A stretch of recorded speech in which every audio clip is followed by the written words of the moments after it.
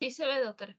Ya, a ver, rápidamente, ya sé que hemos desarrollado una buena em, eh, material, ¿no? Expuesto, quizás para precisar lo, lo que quisiéramos que quedara retenido en ustedes, ¿no? El, el TOC es, como se dijo, una perturbación mental bastante común. Suele presentarse de manera miscelánea. Es lamentablemente subdiagnosticada y por lo tanto subtratada por la confusión de los síntomas y porque no se piensa simplemente en salud mental o en TOC, ¿no? Vamos a ver en las indicaciones precisas para tratamiento qué recomendaciones nos dan. Bueno, dos cosas importantes ubicar en el TOC son el hallar obsesiones y compulsiones. Eh, Acá simplemente para decir, en el DSM-4, ya hasta hace poco, cuando hacíamos la clase, lo considerábamos como un trastorno, el TOC dentro de los trastornos de ansiedad. ¿Ya? Eso en el DSM-4, inclusive en el DSM-4 en revisión. ¿Ya? Ya en el DSM-5, que es con el que trabajamos, ¿no? Ha sido separado de los trastornos de ansiedad. Eso no lo olviden. Entonces lo vamos a encontrar como el TOC y trastornos relacionados. ¿Ya? Esto en relación a qué, principalmente, ¿no? Debido a la consistencia fenomenológica de su presentación, a, a la forma o a los hallazgos etiológicos, ¿no? A la etiología y en el tratamiento, todos los aportes que se han hecho en relación a los términos neurobioquímicos cada vez más homogéneos. Dentro de las enfermedades mentales, quizás ese es en el TOC donde más se ha revisado este tipo de abordaje, ¿no? En relación a la etiopatogenia, a los factores neurobioquímicos. En relación a la epidemiología, unos autores dicen unos puntos más, menos, pero bueno, estamos en la relación 1.1, 1.8, ¿no? Eh, la OMS lo ubica al TOX dentro de las 20 primeras enfermedades que provocan incapacidad. Así es porque es una enfermedad crónica. También decir que es más afectada en el sexo femenino, pero su presentación en varones es de inicio más temprano. El 70%, el 70%, miren, se inicia entre los 10 a 23 años de edad, con un promedio de 19 a 24 años, en edad joven, ¿no? Edad productiva. Estamos diciendo, miren, en el caso clínico que se presentó, bien, es en niños, o sea, hay presentación alta en niños. Sin embargo, bueno, la prevalencia más alta es en este rango. Las diferentes etiologías, ¿no? Lo tenemos, pues, la parte genética, y hemos dicho, hay diferentes estudios, ya lo van a revisar cuando hagamos el seminario también, ¿no? Donde existe, pues, la revisión de los estudios de gemelos unicigotos, de los antecedentes familiares, ¿no? Y toda esa gama de estudios a nivel de la genética, ¿ya? A nivel de la bioquímica, los estudios de los neurotransmisores, que también se ha presentado, ¿no? Principalmente a la cabeza la serotonina, ¿no? Se han encontrado los hallazgos en la neurofisiología, ¿no? Anormalidades en el electroencefalograma y también anormalidades en la presentación de la corteza frontoorbital, principalmente. Hay otras áreas.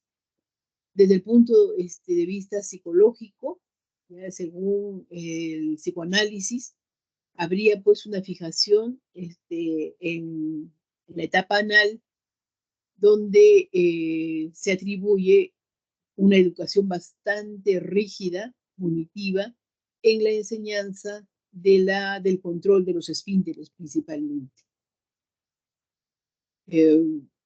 Bueno, en la etiopatogenia, simplemente para decir que en los 30 últimos años, el modelo médico se ha hecho más importante, ¿no?, que el modelo psicológico como anteriormente se miraba. Esto en relación al abordaje o al desarrollo en la terapéutica del TOC, ¿no? Bien. Bueno, acá son los tipos que ya se ha mencionado. Se ha descrito las compulsiones, las obsesiones, ¿no?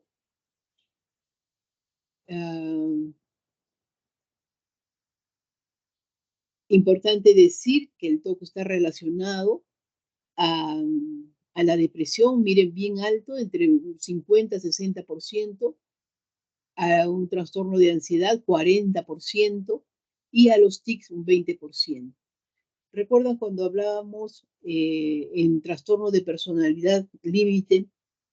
Quien sufría más era la familia por el tipo de patología. Acá en el TOC, quien sufre más es el paciente, ¿no? El paciente porque es consciente en todo momento de esta patología, de estas ideas que no pueden controlar, que sabe que no son ciertas, pero que son intrusivas. Y entonces se considera que el paciente sufre terriblemente por este diagnóstico. Entonces también está asociado altamente a suicidio. Bien, hay que hacer el diagnóstico diferencial con los trastornos de estado de ánimo, ¿no?, con las fobias simples, con la esquizofrenia, especialmente en la primera etapa, en la etapa de pródromos, ¿no?, donde el paciente está pensando si es o no es posible, donde empieza a escuchar voces, a veces en forma incipiente, y vuelve a intentar escuchar, a reafirmar que podría hacernos pensar en un diagnóstico diferencial. Igualmente con los trastornos del impulso, a la hipocondría, porque está pensando frecuentemente en enfermedades, ¿no es cierto? Y en la personalidad anancástica, por sus características que hemos visto. Bueno, aquí rápidamente para decir, a raíz de la pandemia se hicieron un levantamiento de trabajos, qué es lo que pasó con el TOC, ¿no? Sabemos nosotros que el TOC se caracteriza pues por después de la obsesión, la compulsión, la idea de contaminación, de lavado frecuente, ¿no? Entonces, imagínense personas que tienen este tipo de pensamiento al llegar la pandemia y al hacer el programa, ¿no?, de prevención, donde, por favor, disculpen, Ale.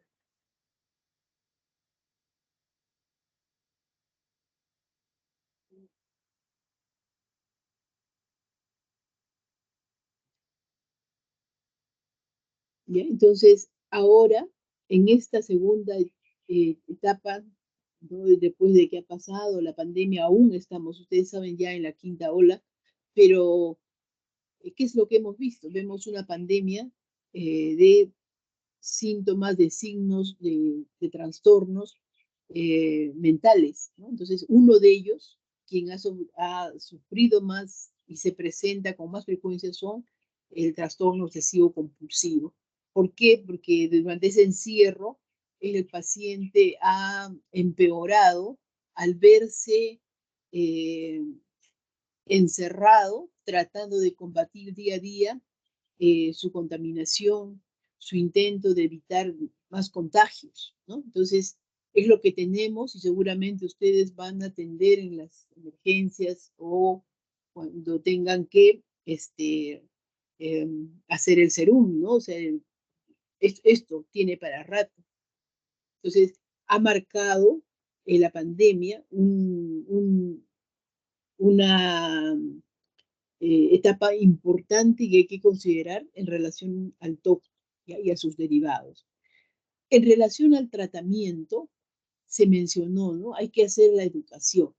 Miren, el tratamiento para el TOC ¿ya? Es importante hacer la psicoeducación. ¿Qué quiere decir? Recuerden ustedes están formándose, nosotros lo conocemos y están en ventaja frente al paciente que sufre esta sintomatología, obsesiones, compulsiones. Más allá está la familia, se habló del colegio, pero ni el paciente, ni la familia, ni el colegio, ni la sociedad conocen sobre lo que es el TOC. Entonces, al desconocer, se, se juzga, se culpa, ¿no? Y entonces el paciente no es adecuadamente diagnosticado, por lo tanto, no se le trata adecuadamente. Al contrario, ¿no? Hay mucho sufrimiento porque el paciente, al no sentirse comprendido, ¿no? Al tener temor de ser etiquetado como un demente, como un loco, no va a contar sus síntomas. Y entonces esto se va a cronificar y después de muchos años, cuando ya haya un deterioro, haya habido un abandono del colegio, o un abandono del trabajo, porque no podía sostener por el tiempo que ocupaba desarrollar las obsesiones y compulsiones. Entonces recién ahí a veces era mal etiquetado por la familia y por la sociedad. Entonces el tratamiento importante es la psicoeducación y estamos llamados nosotros los profesionales a capacitar en qué consiste, ¿no? Explicar la etiología, la etiopatogenia del TOC. No es invención del paciente, no lo hace a propósito, el paciente no es responsable de esto que requiere tratamiento, requiere atención. ¿Ya? Entonces, proveer de información sobre la cualidad neuropsiquiátrica de los síntomas para evitar culpas innecesarias en la familia. A veces el paciente es castigado porque está en la ducha, ¿no? Media hora, una hora, hora y media y no sale. Ustedes saben que esto es en aumento. Entonces el papá lo castiga, la hermana lo regaña y toda la familia se pone en una situación porque el paciente no puede controlar y entonces está metido utilizando los servicios higiénicos más tiempo del necesario, ¿no? Por un lado. Por otro lado, al ver que realizan los ritos, pues es catalogado como un paciente con locura o un irresponsable, ¿no? Bien, acá, miren, esto es importante para que ustedes lo precisen. La APA, la Asociación Psiquiátrica Americana, dice, hay que establecer y mantener una alianza terapéutica. Este es importante. ¿Ya? Establecer una alianza terapéutica, estableciendo una buena comunicación. No olviden el punto anterior, la psicoeducación, ¿no? Hay que adaptar el estilo de comunicación a las necesidades y habilidades del paciente. Otro, es dar tiempo al paciente con preocupaciones y dudas excesivas, repitiendo las explicaciones. Si es un paciente que sabemos que va a tener dudas permanentes, ¿no? Involuntarias, entonces el paciente, cuando uno le dé las indicaciones de la receta, nos va a volver a preguntar una y otra vez. Entonces aquí lo que se pide es tener paciencia y volver a explicar, ¿no? Escribir con letra clara, legible, y volver a explicar. Podemos llamar al familiar y asegurarnos de las indicaciones que estamos dando. Hay que considerar los aspectos culturales, las religiosas y las diferentes creencias sobre la enfermedad que tenga el paciente. Acá a veces puede ser catalogado como que está poseído por el demonio, como que le han hecho brujería, ¿no? Entonces, considerando todo eso, hay que hacer la alianza terapéutica, ¿no? Con empatía, con respeto, pero haciendo psicoeducación. ¿Qué nos dice? Estamos dentro del tratamiento, ya esto es importante. ¿Qué nos dice la NICE, ¿no? Con respecto al tratamiento? Miren, pacientes con síntomas depresivos o de ansiedad, pacientes que hagan uso de alcohol o de drogas, o que tengan trastornos alimentarios o dermatológicos. Cuando decimos dermatológicos, vemos que tienen escoriaciones, ¿no? Que tienen la piel rasgada, porque por el producto del uso excesivo del jabón o del lavado, ¿ya? Entonces, ¿qué nos dice la recomendación? Es explorar TOC de rutina. Ante estos diagnósticos, ¿ya? No hay que dejar pasar y hay que buscar el TOC, ¿no? Ya en la escala de Yales que nos comunicaba el alumno que expuso, aplicaremos para hacer el descarte, en todo caso. Esa es la recomendación, ¿no? Entonces, nos está diciendo bien claro, cuando vean estos síntomas, no dejen pasar todo, ¿ya?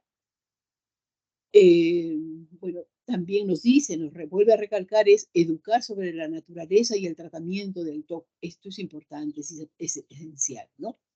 Hay que hacer las preguntas de este cuadro, como se lava o higieniza mucho, hay que hacerlo. Si no lo preguntamos, no vamos a tener esos datos, ¿no? ¿Tiene fiebre? ¿Duerme bien?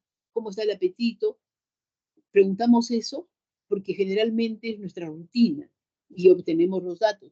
Pero este cuestionario no lo solemos hacer rutinariamente. Y entonces hay que hacerlo para tener estos datos. Verifica o chequea mucho, tiene pensamientos molestos de los cuales querría usted librarse, pero no puede. Le lleva mucho tiempo finalizar tareas cotidianas, se preocupa mucho por ordenar las cosas de manera especial, o le altera mucho el desorden, ¿ya? De pronto, ¿no? Él acomodó sus cosas en fila y el hermano le desacomodó una sola pieza, ¿no?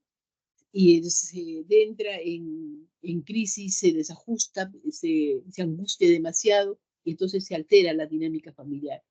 Entonces, si no lo preguntamos, ¿ya? O no los dice de casualidad la familia como un síntoma aislado, no vamos a tener esos datos. Hay que pensar en TOC haciendo estas preguntas. ¿Estos problemas le afectan? ¿Cuánto? ¿Ya? Miren, así bien marcadito es lo que nos dice el análisis. Importante. También, mire, otra recomendación del análisis es el diagnóstico del TOC. Cuando nosotros ya encontremos TOC, tenemos que valorar el riesgo de suicidio o de autoagresión. Recuerdan ustedes, les decía, ¿no? Acá en el TOC, el paciente sufre mucho, ¿ya? En el borderline, quien sufre más es la familia, por supuesto el paciente, pero acá a la inversa, quien sufre primero y sufre más, porque es consciente todavía, es el paciente. Y luego de esto es la familia, ¿no? Generalmente quien culpa, quien juzga es la familia, pero el sufrimiento lo tiene el paciente, por lo tanto hay el riesgo de suicidio alto. Bien, la FDA, en relación al tratamiento, recomienda el uso de los SIRS, ¿no? Acá tenemos lo que cubre el seguro integral, la fluoxetina, la sertralina, la paroxetina, ¿no? Fluvoxamina a veces llega, a veces no, ¿no? El seguro algunas veces puede cubrir, pero acá lo más importante es recordar, las dosis no son como el tratamiento de la depresión. Acá para el TOC las dosis son altas, ya altas, ¿no? mientras que la fluoxetina podemos tener respuesta de 20, 40 miligramos, para esto que estamos hablando un equivalente 60, 80, y así sucesivamente, ¿no? Sertralina para una depresión podríamos manejar 50 empezamos, ¿no? 75, 100, para TOC estamos hablando de 200. ¿Ya? Otros antidepresivos o otros IRS, ¿no? Podríamos utilizar el citalopram, es un poco caro, el citalopram que felizmente está llegando a cubrir por temporadas el seguro integral, sí cubre más, es salud. ¿Ya? Bueno, tenemos ahí a la mano para poder hacer el tratamiento. Los estudios nos dicen de que el uso de los CIRS es bueno, es contundente, ¿no? Va a disminuir la sintomatología. No totalmente, ¿no? Va a haber alguna respuesta donde va a haber resistencia, pero en general es buena el uso de los CIRS, es lo que nos quiere decir.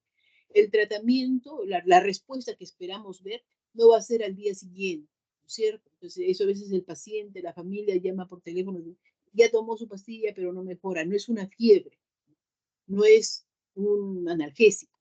Acá la respuesta generalmente está entre los 10, 15 días, pero para nosotros hacer seguimiento y ya dar una aproximación de respuesta terapéutica, 12 semanas. La clorimipramina, miren, este es un medicamento, ¿no es cierto?, que tiene mucho tiempo. Conocemos desde la formación del residentado, desde hace más de 30 años. Sin embargo, hasta la actualidad es muy bueno para poder utilizar eh, como una alternativa terapéutica. Su desventaja quizás es que debido a que hay que usar dosis altas, ¿no? Los efectos colaterales. Sin embargo, a veces es lo que tenemos en la mano y algunos pacientes responden bien. Entonces, se hablan estudios de que incluso el 85% mejora. Hace unos 20 años atrás teníamos que manejar solamente con esto porque no teníamos los otros IRS. ¿Sí? Y en reglas generales, un 50% tenemos una mejoría moderada. Esas son las dosis altas para cubrir con clorimipramina. Bien, nos hacemos la pregunta, ¿qué IRS elegir?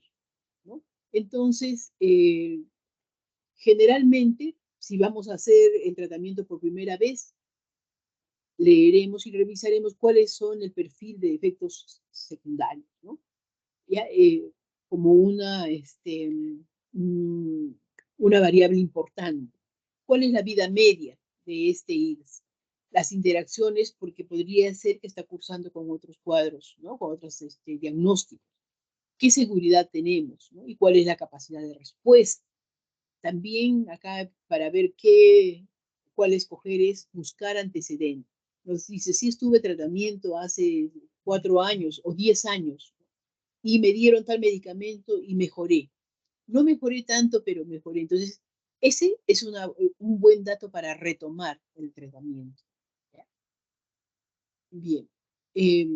Acá, la Asociación Psiquiátrica Americana, cuando hay una mala evolución, nos dice lo siguiente, utilizar ¿ya? Los IRS y asociar a la terapia cognitivo-conductual. Esta es una buena recomendación, que es lo que hasta ahora hacemos, ¿no? ¿Qué otra cosa hacemos? ¿Ya? Está evolucionando mal. Podemos potenciar el antidepresivo o el IRS, ¿con qué? Con un antipsicótico. Llámese risperidona. Hoy en día usamos bastante el aripiprazol, que es muy bueno. La tercera opción sería cambiar del IRS. Podemos utilizar la venlafaxina, una recomendación. Bueno, simplemente es una alternativa de psicoterapia, ya lo veremos cuando desarrollemos, pero la más recomendada hasta la actualidad y más utilizada ya es la terapia cognitivo-conductual. Muy bien. Rápidamente, esto se los voy a pasar para pasar al siguiente tema. Y pasaremos pues a somatomorfos asociativos.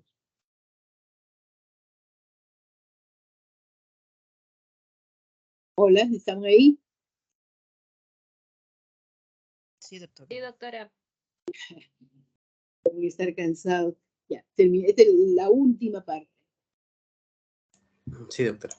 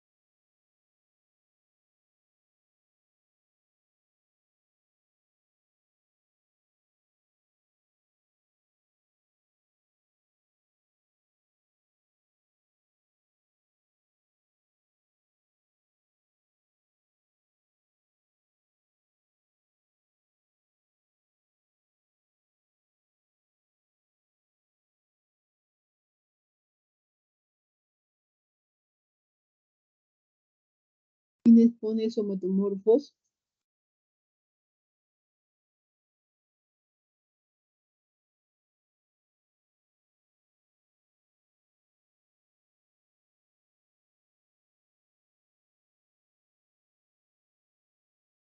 Doctora, usted no puso el expositor de somatomorfo, solamente para trastorno de personalidad y el otro tema de TOC.